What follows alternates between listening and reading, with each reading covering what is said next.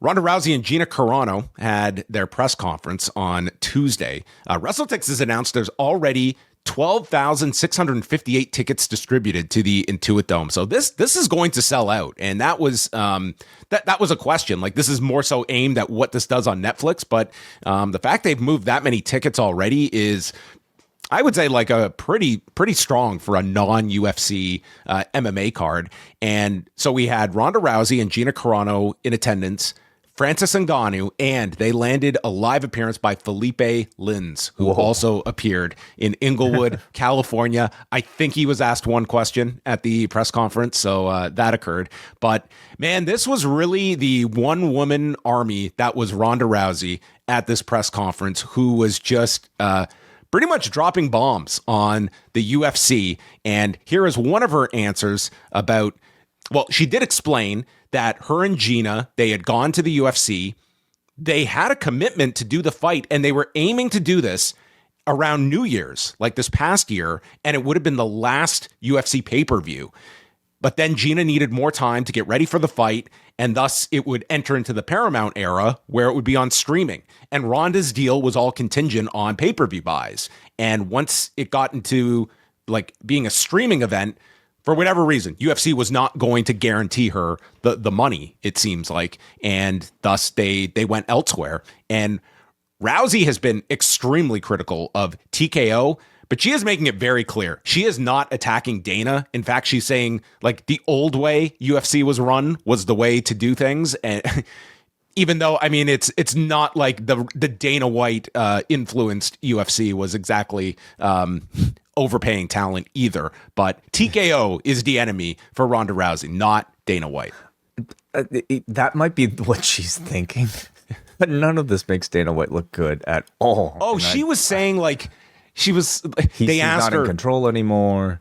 She was stating that she was asked, when you said the White House card sucks, what do you think Dana would have said about that? Oh, he knows it sucks. He knows it sucks. It's like it's obvious. He's like, he's just an employee now. And it was like, yeah, Dana's probably not loving those comments, regardless. Yeah. But here is one answer from Ronda Rousey as she describes her former fight promotion. I mean, it used to be that UFC was the best place that you could come in combat sports to make a living and be paid fairly, and now it's no longer. It's one of the worst places to go. It's one of the. It's why so many of their top athletes are leaving to go and find pay elsewhere. It's why their champions like Valentina are selling pictures of their titties on OnlyFans. You know, like these people are, a lot of them at the ground level, they can't support their families. They're living poverty level, fighting full time. And this company just got $7.7 billion. Like, there's no reason that they can't afford to pay their athletes at least a living wage, and not even that, to at least be able to match what these athletes are making in other sports. Why would they expect to get the best athletes and these best aspiring kids that want to be something into MMA? Why not go into football? Why not go into boxing? Why not go into anything else? And so they're bleeding talent because of their short-term greed. They're thinking about the next quarter. They're thinking about the shareholders, and they're not thinking about their responsibility to be, stewards of the future of the sport. You pull out dude wipes. So that was Ronda Rousey. That was only one of many thoughts that she had about the UFC, the present day UFC, that she makes quite the distinction of.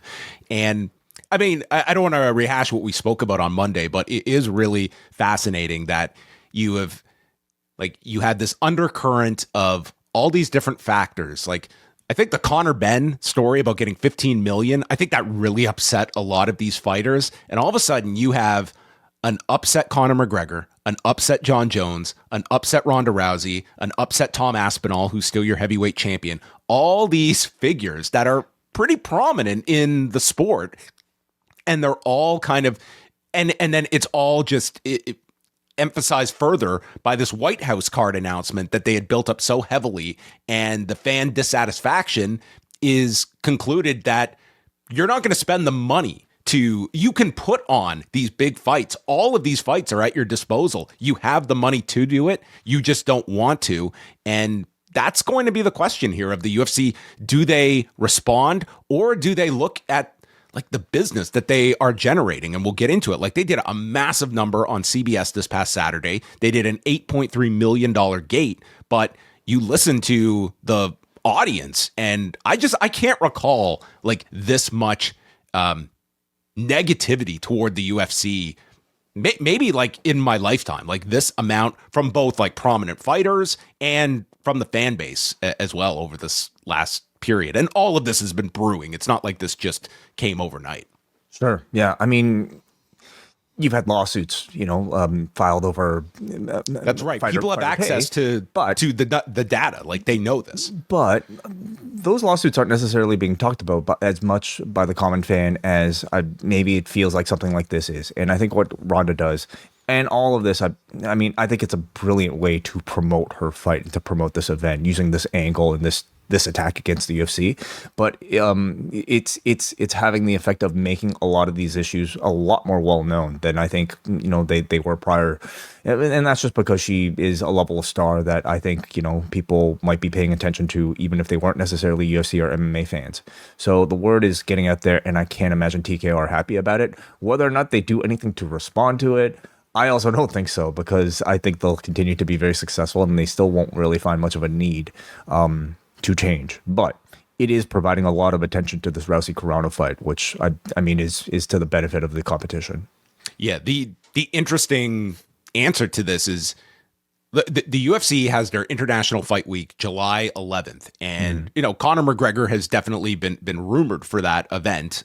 Ariel Helwani actually reported that he just had a meeting this week with the UFC, and like, Conor McGregor is not going to fight for cheap. And the UFC, they can either, overspend by their definition of it to get a Conor McGregor. That would be a very interesting statement if they get Conor McGregor for that card. And if not, I think that's only going to further emphasize all of these complaints, because that is now a name that is linked to this show, and UFC can either pay up, but they don't have to pay for any of these guys. Like, it's like, do you want to quell some of this anger, or are you just dismissing this as fans that, as much as I can understand a lot of these complaints, I don't know if there's any of these upset fans that are not watching this White House card, or that are not still engaged in the UFC product, but they're upset about it. And I would say there's a lot more negativity toward UFC than we have seen with like WWE this year, for instance. Well, what are the alternative options that you could see rising? I mean, can MVP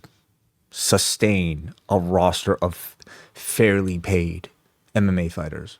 I think it'd be really tough going, because yes, this fight on May 16th is going to gain a lot of traction, but like Francis Ngannou, ultimately, to make money off of him, it's in boxing.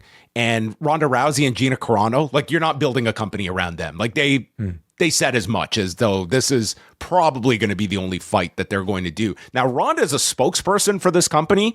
Like, yeah, that could be. It's not the most valuable of Ronda Rousey fighting would be ideal. She's done great as a promoter, but she, as the face of this thing, there's a lot of value there. The question is, like, UFC has so many of the fighters that are out there that to actually build something and run regular cards, that to me is a whole different beast than what they're looking at. This feels like they're aiming for one card, and I think Netflix is only going to want a card if you have something big. I don't think they want to commit to, a non-UFC entity running every month, for instance. But I do think there's going to be a lot of interest in this card in May. The Post Wrestling Cafe is your one-stop shop for all of the coverage that Post Wrestling has to offer. 2 big rewind-aways this month with WWF Insurrection from May of 2002. This UK-only pay-per-view featured the Raw brand going overseas and ending with the infamous plane ride from hell. Then we're going to take a look at AWA's Super Sunday from April of 1983. A new edition of Talk Can Be Yours, plus MCU Later, Book Club, and coverage of UFC 326, TNA Sacrifice, and of course, XFL XXL editions of Rewind to Raw, Dynamite, and SmackDown with all the news of the day. Join now at postwrestlingcafe.com.